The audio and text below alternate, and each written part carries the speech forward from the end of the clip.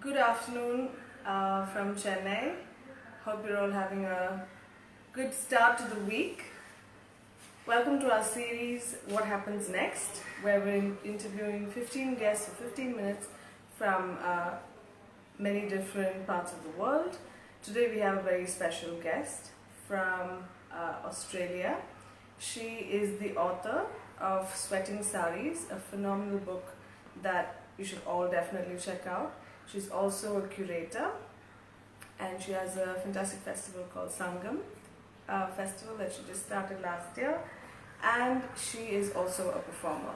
I'm happy to say that our guest is also one of our first clients in 2017 when we opened our arts consultancy. It's been quite a pleasure to work with her on various different, very new and fresh projects.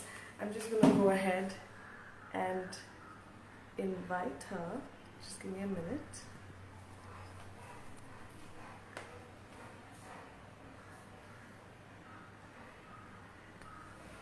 She should be joining us any minute now.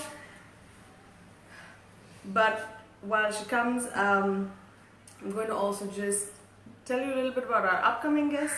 We have, the next couple of days, we're going to be interviewing arts manager and audience development consultant from Bulgaria and an economics professor from, as well as an artist from Belgium and a few other surprise guests. And voila, we have our guest for today, Dr. Priya Srinivasan. Hi, Priya. Hi, Shreya. How are you? Good. How are you doing? Good. Happy to be in conversation with you. Yes, likewise. I was just introducing them and talking to them about how we've been working together for the last couple of years, and it's been a very new experience because we're always you are experimenting and pushing the boundaries in terms of how we perceive and consume our art. So it's been quite a pleasure working on all these new projects, and I'm sure you have more projects that we'd like to talk about. But I'm just going to jump in and first ask you, how are things in Melbourne? How are things in Australia with the art scene, with respect to artists, and how they're coping with this crisis right now? Yeah, it's a tough situation like everywhere else in the world, I think. The one thing in Australia, in a sense, we do have universal healthcare. We have job protection in some ways. So people are in general in a much better situation than, say, people in America or in different parts of the world. Mm-hmm. But the arts obviously were the first affected. The first shutdown obviously was all the major venues, all the different programs quickly shut down. And we know that they're going to be the last to pick up. And the arts has not been financed by the main government. There've been lots of support for other workers like coal miners and stockbrokers and other businesses. But of course, the arts and artists don't seem to qualify as labor. And as you remember, that's what my book is about, Sweating Saris, Indian Dance as Transnational Labor, because I was trying to get people to think about the fact that if we don't qualify as laborers, then how do we actually get inside a system that doesn't value our work? Yes. So it's a tough battle, but it's actually really good to be in conversation with people in different parts of the world to see how everybody is strategizing and how we can all come together locally, nationally, and internationally at this moment. Absolutely. Um, could you also maybe give us a glimpse of some of your projects that you were planning for the next couple of months and how you're trying to shift it maybe to an online platform, or how are you planning to go about? What are those next steps for you? Yeah. So luckily for me, for some odd reason, I had not scheduled any performances on stage to have any outcomes. I'd actually just looked at development and I'd applied for some funding to work on developing projects Mm-hmm. without public outcomes.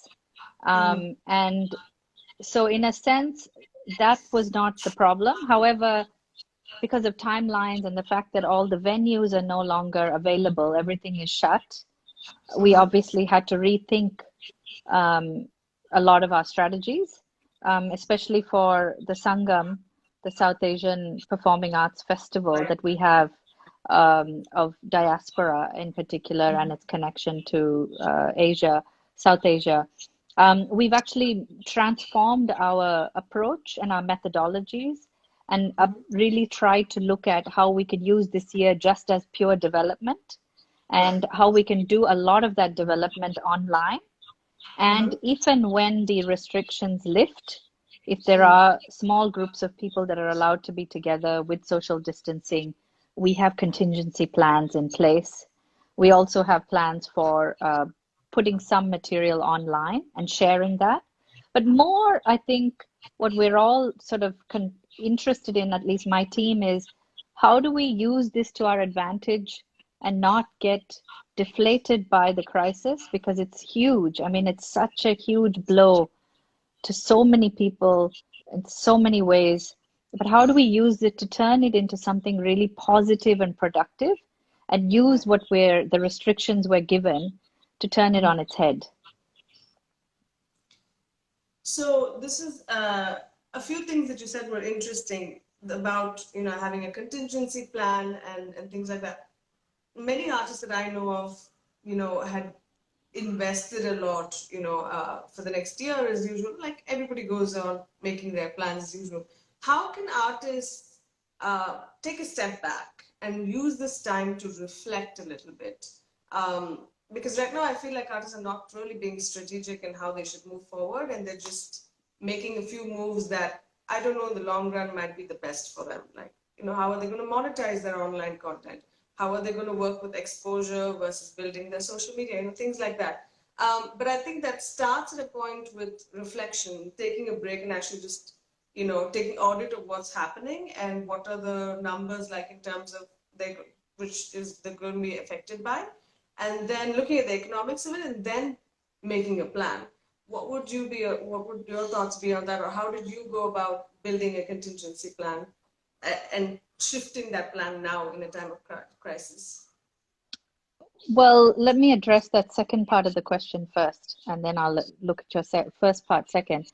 Uh, we're working with different funders right now who told us that they're going to only support people that are willing to transform and change and be willing to improvise and not stick to the original plan in a way. And it was really dependent on how quickly can we transform our thinking into concrete plans that are definable and with short-term outcomes as well as long-term outcomes. And really, I use a computer programming modality called if then else programming to really look at if this, then this, else this. And that's how I actually operate all the time, improvisationally in my life and in my practices. So it's just moving that into a different kind of realm now, and to work with other artists also who are struggling, young ones especially, who are, many of them are used to performing every weekend. I don't know about the Chennai scene, but in Melbourne, it's pretty crazy the kind of performances that happen, especially in the South Asian arts field, the community performances. There's, 15, 20, 30 performances every weekend. And in a way, people are using this pausa, right? The pause to really rethink the overproduction in a way of our programming. And I think part of it is that we have gotten caught up with the push of capitalism and capitalism's need for products and constant production and constant delivery of outcomes versus slow cooking models, and how do we actually use this pause to go back to thinking about slow cooking versus the microwave cooking, and how in our sort of artistic practices, and how might returning to slow cooking, and you can see everybody actually literally doing slow cooking now on social media and whatever, because people have time and they also have to cook at home. uh, how do we employ that model into our performance practices too? how do we use this time to reevaluate our complicity with capitalism and its drive to constantly force us into product, but actually taking a step back and demanding help from producers, from funders for development that does not require constant public outcomes. That would be what I feel is a way that this is the gift we're being given right now. Yeah, absolutely. So you also work with so many international partners, right? Dancers from, India, for example, and in and around Australia as well. So how does a collaboration like that work, and moving that into a development phase at this point? Is it more difficult? Is it easier? Because everybody's mindset is different. Everybody's worrying about different things right now and their own future, immediate and long term, right? So how does there Absolutely. have a specific mindset to develop in this type of an environment? Well, let's first admit that we are in extreme positions of privilege. The fact that we have roofs over our head, we have food on the table, we also have internet, and we are online. And these are all huge privileges that not Yes, everybody has access absolutely. to. Mm-hmm. Given that privilege, then how do we rethink our time? And what I'm hearing from a lot of people, especially artists, is you know that they want to continue producing and being seen online. They're worried that not being seen means that they're going to slip in some ways and not be visible. But again, I go back to the idea that a little bit of invisibility and hiding for some time and actually connecting globally through different community channels, through dialogue, through debate, actually things we haven't done because of the pressure to produce. Now is that moment. So I'm working with my collaborators in Chennai, with Priya Srinivasan, with several others, and also in and around Australia. And even in Melbourne, we can't see each other. We can't go to each other's houses, right? So it doesn't matter where anyone is. It's all equal in terms of distance online. So we are using the online system to do research, to talk more, to spend time debating ideas, almost like the old ways where we would have time, to sit and actually sit with the juice and allow the juice to seep in, to go through ideas, really put aside something we don't find useful, to be willing to make mistakes, which we don't always have the luxury of doing. Right. Um, so coming back to another point that you talked about with funders and supporters and partners and helping at this time, like in Chennai, for example, there are many people who are doing fundraisers for daily wage earners, for technicians, for artists in various different capacities who need our help right now, for their immediate essentials. Are there similar kind of, fundraisers or other platforms which artists are using in Australia to help the larger community or the government or the Arts Council or whoever?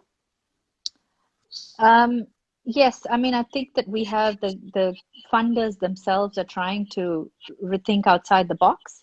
So, like for example, the Australia Council has suspended all their usual arts grants rounds from now on.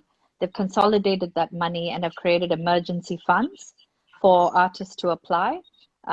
Much less amount than what you could normally do, but it's like little pockets that people can apply for. There's also this great program by TNA, the Theatre Network Australia, which it's something called 1,000 x 1,000. It basically gets funding from multinational companies or any organizations that can afford to donate any amount of money, but to gather 1,000, 1,000 times 1,000 Right. ways of supporting artists who really cannot pay their bills, cannot meet the requirements for job equity, all that kind of stuff. And also, we have organizations like Multicultural Arts Victoria finding pockets of funding and turning that into things like $500 times 40 artists. And anyone can apply. and it's like lottery. Your name will be drawn. So there's no procedure for vetting, but it's just fair who applies, and 40 of those people will be given $500 each month to develop different projects and share that in some way if they wish, or it could be a development. People can choose. So these are some of the strategies people are and organizations are coming up with, and artists who are have more money are sharing in different ways with others. But there's also a knowledge sharing through an organization called Arts Front, for example. Different organizations do these online programs at lunch times to bring different people together. And we're hoping you'll come on that in a few weeks' time to talk about your work. Absolutely. We'll be happy to. But thank you. I think that's all the time we have for, but I think this is really insightful to just get an idea of how artists are managing in Australia and how you are managing and what your calendar looks like. And looking forward to collaborating further and looking forward to watching your work grow and develop. And I think, really, like you said, Priya, I think this is the time that we all, if you could pause and look deeper and work also deeper together, I think we're going to come out emerging stronger and with stronger art and stronger interface and stronger strategy moving forward. But I also believe that we need to change the way we're working or we were working and look at a new model and a new way of revenue generation and a new way of funding. And I think all of what you said was also very relevant along those lines. So thank you very much for joining us from Melbourne Thank again. you, Shreya. Always happy to be in conversation and working with you. And I just want to say one last thing, which is I really think right now global solidarity, especially from a global south perspective, is really needed if we're going to effect change. And we really need to look at minimum wages, subsidies for all. We really need to rethink capitalism in a big way as a model for all of us to proceed. For sure. Thank you. Bye. See you. Thanks, Shreya. Thank you. And Bye. tune in to one of our conversations tomorrow, and we will be revealing that in our stories very soon. Thank you, Priya, and thanks everybody for tuning Bye. in. Thanks.